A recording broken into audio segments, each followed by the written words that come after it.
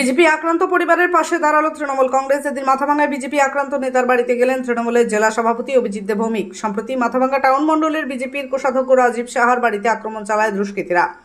ওই ঘটনায় তৃণমূল জড়িত বলে অভিযোগ ওঠে। এদিন সেই বিজেপি আক্রান্ত পরিবারের পাশে দাঁড়ালো তৃণমূল কংগ্রেস। তৃণমূলের জেলা সভাপতি অভিজিৎ দে ভৌমিক বলেন, এই ঘটনার সাথে তৃণমূল জড়িত না, তবে যেই এই ঘটনার সাথে জড়িত থাকুক না কেন, পুলিশ প্রশাসন তার বিরুদ্ধে ব্যবস্থা নেবে।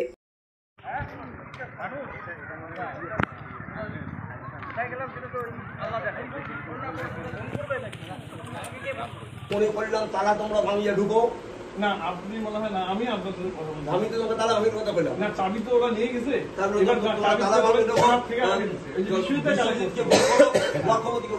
তোমাকে বললাম, বলছি আমি তো তালা ভাঙার কথা। তালা ভাঙিয়ে ঢুকো, লক্ষপতি চেয়ারম্যানকে বিশ্বজিৎকে ফোন করো। না, আমি ওনাকে বরাবর বিশ্বজিৎকে কন্টাক্টে আমি রাখি, কারণ উনি প্রশাসনিক প্রধান। আমি সবসময় যদি ওনাকে আমি শহরের চেয়ারম্যান, আমি তো ফোন করতে বলছি। এখানে গ্রিন বাবু আছে, দল বাড়ানোর দায়িত্ব দলের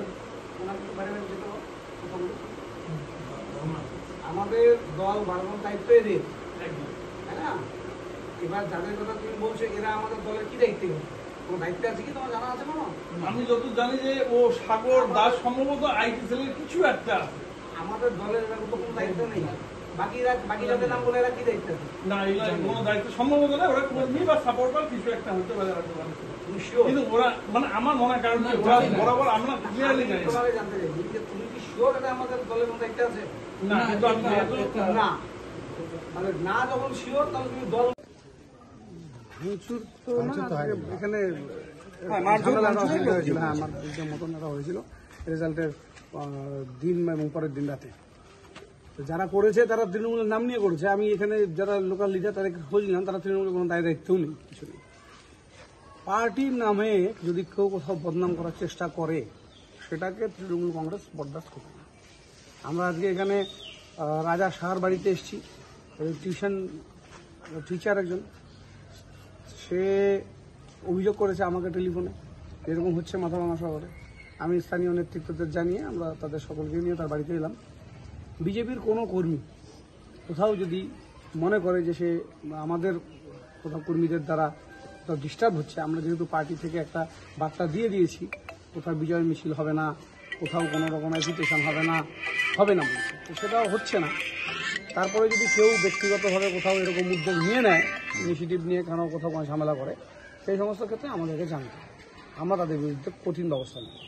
আমরা 2026-এর লক্ষ্যে এসেছি এবং অভিষেক বন্দ্যোপাধ্যায় আমাদের নেতা, সর্বভারতীয় তৃণমূল কংগ্রেসের সাধারণ সম্পাদক, তিনি বলেছেন যে জয়ের নামে কোথাও যেন বেশি অত্যুৎসাহী কেউ না হয়ে ওঠে, যাতে আমাদের পরবর্তীকালে মানুষের সমর্থন কমে যায়। সেরকম কোনো পদক্ষেপ কোথাও কেউ নিতে পারবে না, পার্টিকে ক্ষতি করতে পারবে না, এটা আমাদের সিদ্ধান্ত। 2024-এর নির্বাচনে কুচবিহার জেলার মানুষ যেভাবে মাননীয় মুখ্যমন্ত্রী প্রার্থীকে জয়ী করেছেন, আমাদের দায়িত্ব জেলার মানুষের প্রতি অনেক বেড়ে গিয়েছে। তাই আমরা কুচবিহারের ভোট শেষ, রাজনীতি এখন বন্ধ। এখন আমরা জেলাবাসী, কুচবিহারবাসী সকলে মিলে কুচবিহারের উন্নয়ন করব।